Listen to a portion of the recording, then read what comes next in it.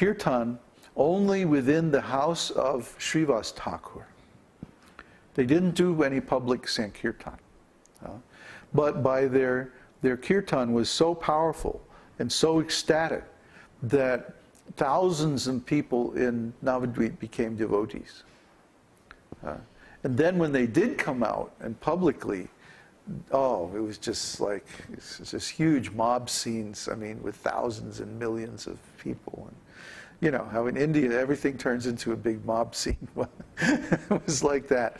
And there was so many instances when the devotees would go out and Lord Chaitanya would appear in multiple forms simultaneously at different places in the kirtan and stuff like this. I mean, just amazing pastimes. And they're described, for example, in the Rath Yatra pastimes that they had, it's called the Beda Kirtan, where they had 4 singers leading. They would stand in the middle of a circle, and the 4 singers would, they would face outwards. And they would all sing the same tune to lead the whole crowd, right? And then around them, there were like 8 kartal players, and around them there were like 16 drummers, all playing exactly together on the mridangas. Right? And then this crowd of thousands and thousands of people, and they're all chanting, right? And then they're dancing. There was a lead dancer, and then they were follower dancers, and they would like dance all these wonderful ecstatic dances, right? And everybody would follow, you know? So, I mean, just, you can't imagine how wonderful these kirtans must have been. All at the highest level of artistic perfection, you know? Yeah, I want to introduce Saptal and, you know, all these traditional, all these traditional ways of, you know, Hare Krishna, Krishna Krishna, Hare Hare, Hare Rama. Yeah, because that's the way it's really done. What we have now is kind of compromised with modern values, but the real devotional scales, for instance, almost always have Komalri, Sari Gama Pa, you know. So we're going to introduce all the proper scales for devotional music, and you know, I want to make everything like try to show people really what these pastimes of Chaitanya Mahaprabhu were like, and how beautiful and how exalted they were, you know. I mean, when I go to an ISKCON temple and I see the kirtan, it's like, you know, it's like, it grates on my senses, you know. I want to see something beautiful, because I know Lord Chaitanya, you know, and the pastimes of Krishna and the gopis are described that they were on the highest level of artistic values. You know, they were very, very, very beautiful. So we want to make that vision available to people. We want them to see really what this spiritual world is like. You know, what these pastimes are like. So we're not, you know, it's hard to dig up this information if you're not connected with the Gaudiya Sampradaya. So we want to make it into a public presentation and make videos and like that, and show all these things, you know. That's my vision. Yeah. So we can all be a part of that. Get your dancing shoes on, or take them off, or whatever. So, you have more question? Who else? Nobody? Question from Marino. So even if we are in spiritual world, but we are not situated in our original rasa, like the case of Gopakumar, we won't be completely happy? That's right. Well, Gopakumar was an exception. Mainly, I think, for the purpose of describing the relative values and positions of the different material and spiritual worlds. Because I left out a big part of the story where he goes through all the coverings of the universe and the different layers and then the different gods and goddesses that are there, and Narayan and Shiva and Brahman, and I mean he goes through everything, and everything is described. It's really wonderful. It's like a tour of the whole cosmic situation, and you know, maybe it was a literary device on the part of Rūpa Gosvāmī, who wrote it, but no, we wouldn't be happy.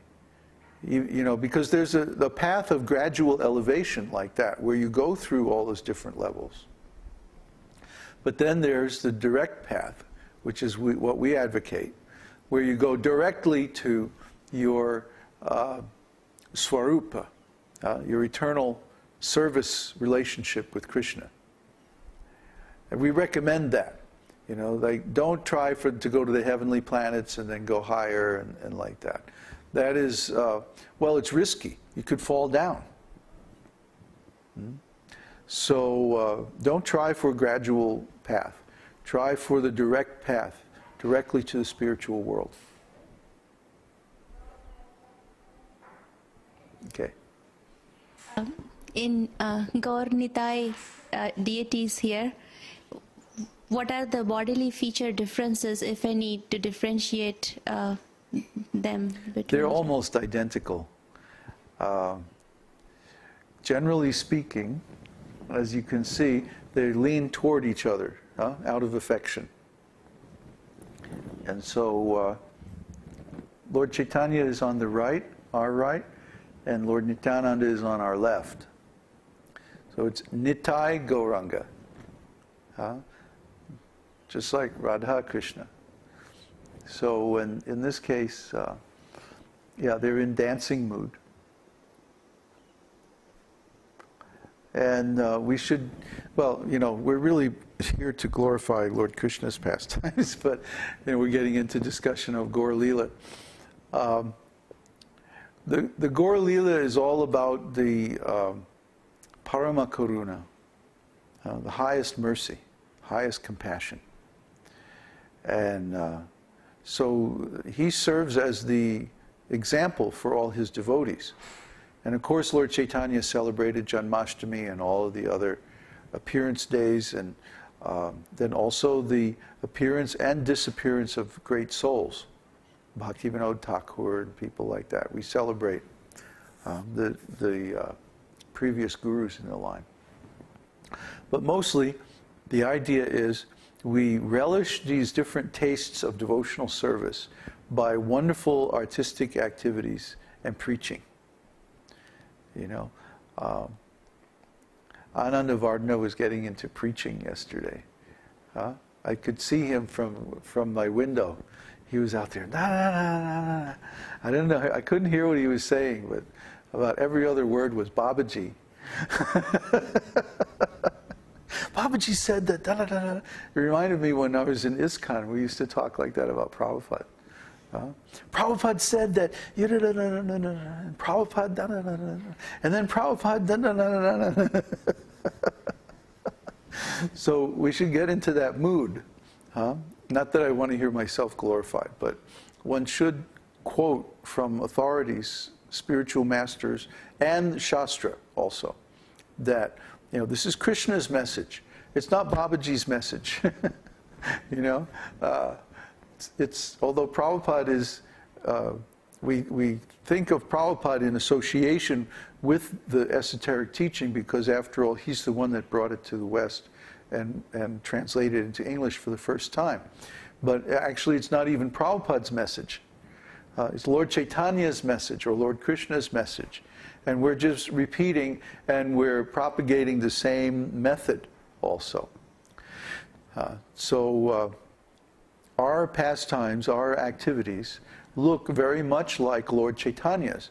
See, it's not like we're following Krishna. We're not trying to be great kings and go conquering demons and stuff like that. That's a previous age. But in this age, the best hope that we have is to follow Lord Chaitanya and emulate, not imitate, but emulate his pastimes. Emulate means that we follow as far as possible, but we don't try to do the things that only Lord Chaitanya can do, like hugging tigers and stuff like that. He can do that, but we can't do that. Lord Chaitanya was on pilgrimage, and he was going through the Jharikanda forest, and a few tigers came, and Lord Chaitanya hugged them, and they became ecstatic in love of God and started dancing and kissing the deers. Instead of eating them, they were kissing them. So this is the effect of love of Godhead, that even the tigers become nonviolent. So we should also be like that. We should be very merciful and kind, and not angry or chastising as much as possible. I mean, to stop someone from creating a terrible offense, then we can chastise. Or sometimes the spiritual master has to chastise to bring